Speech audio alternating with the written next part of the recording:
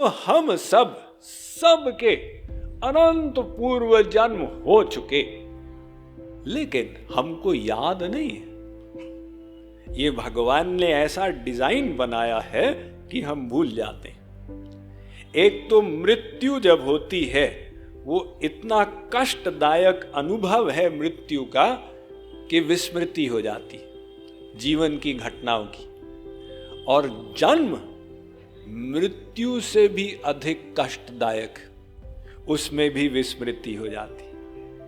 थोड़ा थोड़ा जो स्मरण रहता है, जैसे बच्चा बड़ा होने लगता है, इस जन्म की छाप इतनी जोर से पड़ती है कि वो पूर्व जन्म की बातों को पूर्ण रूपेण भुला देती है।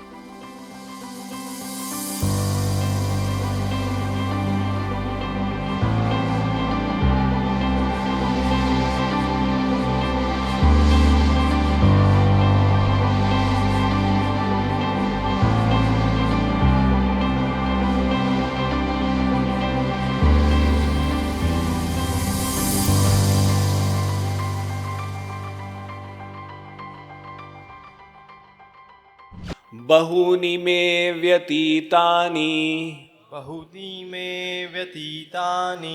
जन्मानि तव चार्जुन तान्यहं वेद सर्वाणि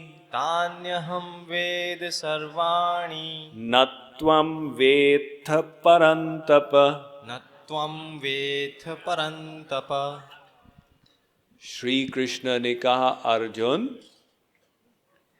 तेरे भी अनंत जन्म बीत गए, मेरे भी अनंत जन्म बीत चुके। अंतर ये है कि तुझे न अपने पूर्व जन्म याद हैं, न मेरे पूर्व जन्म याद हैं।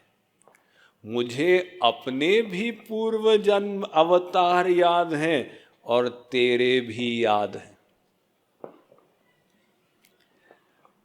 विदेशों में, पाश्चात्य देशों में पुनर्जन्म को नहीं मानते। ये पूर्वी विश्व में जो धर्म उत्पन्न हुए, बौद्ध धर्म, जैन धर्म, सिख धर्म, सनातन धर्म, वे पूर्व जन्म को मानते हैं। ईसाई लोग इत्यादि नहीं मानते।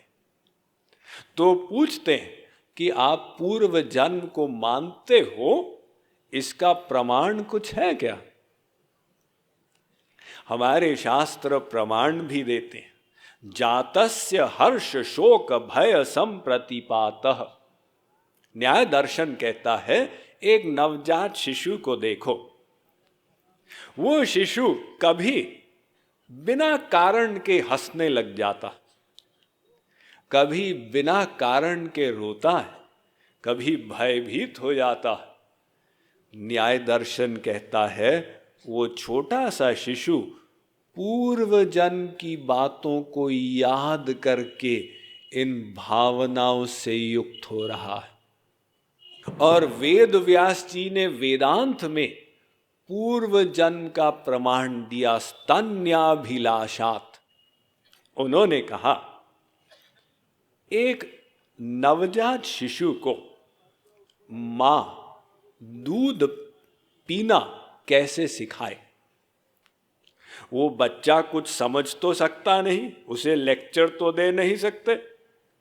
मां उसको कैसे सिखाए कि दूध कैसे पीना? किंतु उसके अनंत जन्मों का अभ्यास है। अनंत जन्मों में वो बच्चा बना, उसने मां का दूध पिया, इसलिए मां स्तन जब बच्चे के मुंह में डालती है, वो ऑटोमेटिक पीता। स्वामी दयानंद, आर्य समाज के संस्थापक, उन्होंने अपना तर्क दिया पूर्व जन्म को सिद्ध करने के लिए। उन्होंने कहा, अगर कोई जन्म से अंधा है और वो आपसे पूछे कि मैंने क्या किया कि मैं अंधा हूं, आप उसे क्या बताएंगे? जन्म से अंधा है। अगर आप कहें भगवान की इच्छा रही होगी, भगवान तो परम दयालु है, भगवान क्यों किसी को कष्ट देना चाहेगा? इसका उत्तर यही है कि उसके पूर्व जन्म के कर्मों का परिणाम है कि वो अंधा बना। तो हम सब के अनंत पूर्व जन्म हो चुके,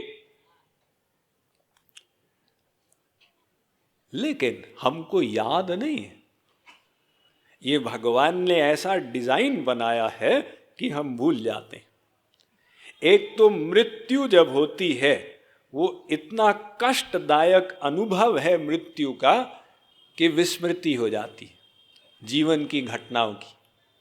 और जन्म मृत्यु से भी अधिक कष्टदायक, उसमें भी विस्मृति हो जाती।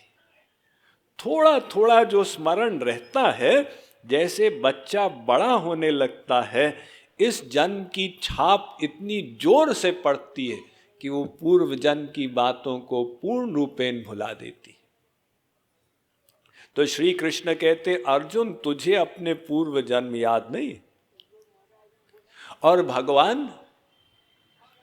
भगवान भी क्या जन्म लेते हैं?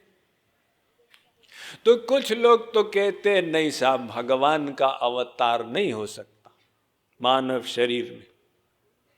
और कुछ लोग एक कदम और आगे जाकर कहते हैं कि भगवान साकार ही नहीं हो सकता, वो तो निराकार ही है। बहुत प्रचलित है ऐसा सिद्धांत। कई लोग ऐसा मानते हैं कि भाई देखो, संसार के सब रूप ये तो नश्वर हैं, त्रुटियों से युक्त हैं, इसलिए उनको हजम नहीं होता कि भगवान रूपवान है।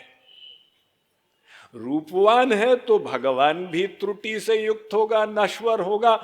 इसलिए वो कहते हैं भगवान तो सर्वव्यापक ही है। अगर वो साकार हो जाएगा, वो सर्वव्यापक नहीं रहेगा।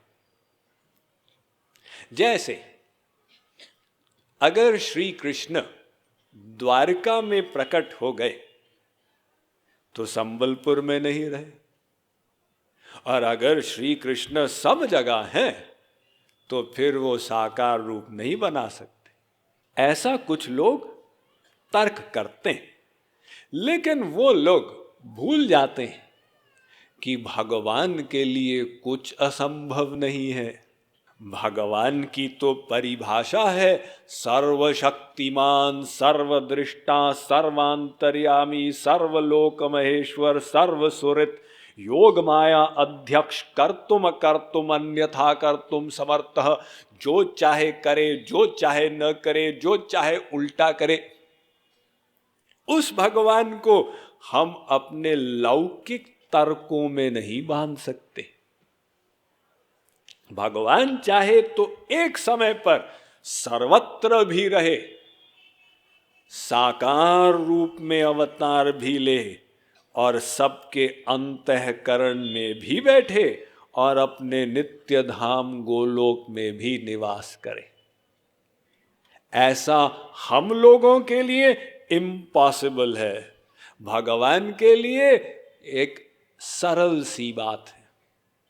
Mind management, life transformation, power of thoughts आदि प्रेरणादायक एवं आध्यात्मिक वीडियोस के लिए सब्सक्राइब करें स्वामी मुकुंदानंद हिंदी यूट्यूब चैनल को, और बेल आइकन को अवश्य दबाएं ताकि आपको ये वीडियोस मिले सबसे पहले।